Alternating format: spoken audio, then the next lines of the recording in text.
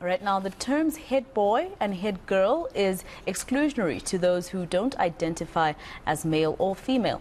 That's the view of the Foundation for Education and Social Justice Africa. It's calling on schools to abolish these terms and adopt inclusive terms such as president and deputy. To discuss this further, we are joined by Hendrick Makaneta from the Foundation. Thank you very much, Mr. Makaneta, for your time here on eNCA. So I suppose this goes back to how these days we no longer use terms such as chairman. We basically say chairperson. How exactly do you think this will assist in terms of inclusivity at schools? Yes, Masehu, the building inclusive schools or an inclusive education system is a priority for us as activists in the terrain.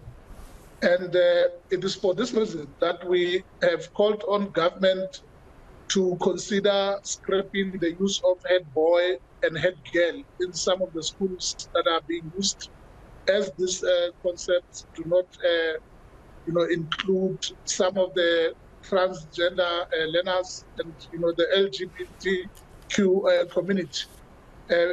Some of these learners do not find it necessary to participate because they feel excluded.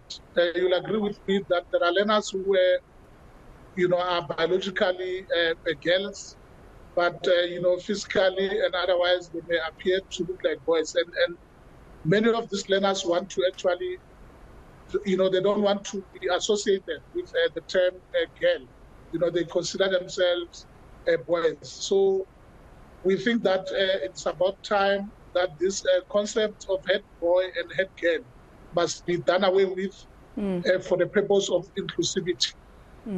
And something that, my colleague Stabile Ngobese actually made me aware of is that this would then essentially mean that you might have two people who are born as a boy or a girl being elected at these positions, but maybe, as you say, they don't want to be associated with any binary. They want to be viewed as non-binary. And therefore, this would be inclusive because even though they were born boys and maybe there's two of them in those two positions, it doesn't necessarily mean that it excludes the other gender as long as, one of them probably identifies as non-binary. Is this essentially what you're saying as well?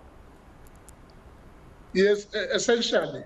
That is why we believe that the use of neutral concepts such as prefect, for example, as well as president or deputy president in as far as the representatives of learners is concerned, will certainly go a long way to include all the learners so that they too can be able to participate without feeling discriminated against. The fact that we still have schools today which use the concept of head boy and head girl, it excludes some of these learners. And for us to build a fully inclusive education system, we must be able to eradicate such terms. And we've already made a call to the Director General of Basic Education, Mr. Mweli, to look into the matter with a view to scrap the use of head boy and head girl. Speaking of the Basic Education Department, it's quite interesting because just last year, I think around November, they were receiving backlash from political parties such as the ACDP because they drafted a proposal that needed comment from the public that said that maybe we should start having unisex toilets at schools so that, it's more inclusive. So I'm assuming that you as a foundation would support that proposal. Yes, we definitely support the proposal to have, neutral toilets so that those are found in the, those who are the LGBTQ community, as well as the, learners who do not identify with gender can be able to use this toilet because currently it is a problem. You find that those who associate themselves with girls, even though they were born boys, they are expected to be in the toilets that are used by boys only. And so we really support the use of neutral toilets which will accommodate all genders. And also what's interesting, I mean, looking at what you're saying, maybe then it would have to start, for instance, in high school when parents fill out those documents applying for their children's, education at different schools. Then even the gender part of those documents should also add non-binary, etc., right? Because then it would have to start from there. But even the debate in itself, it means that, when they say the public must comment, SGBs, for instance, would be discussing this with parents, and the students or pupils themselves are excluded, and they are the ones that you're considering in this particular instance, right? Yes, definitely. It's very important, Masehu, to include parents in this debate. And as the foundation, we are not saying male and female toilets should be eradicated completely.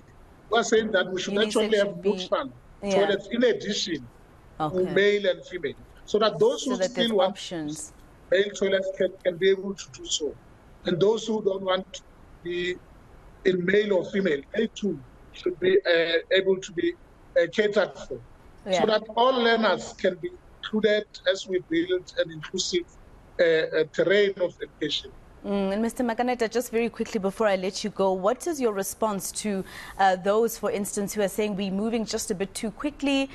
These people in basic education are still kids. There's no need for us to, already start with non-binary terms such as, for instance, the head boy, head girl issue you're talking about in the unisex toilets. What's your response to those parents who would comment that way and say there's no need for that? Well, actually, there is a need because when we do our survey in many schools, already there are many learners in schools who don't identify or who don't want to be identified as a boy or a girl. And such learners need to be given a chance to express themselves as well. I think perhaps what is required is that learners need to speak for themselves. If you go into schools, there are many of these learners who really do not identify with a male or female. And it is the school is a relevant place to start at. So that, remember, these are future generations. For us to build this future that we want, our learners need to be engaged in a day-to-day basis so that they can be able to create a future for themselves, a future that can include everybody, irrespective of their social standing in society. All right. Thank you very much for speaking to us, Hendrick Makaneta from the Foundation for Education and Social Justice Africa.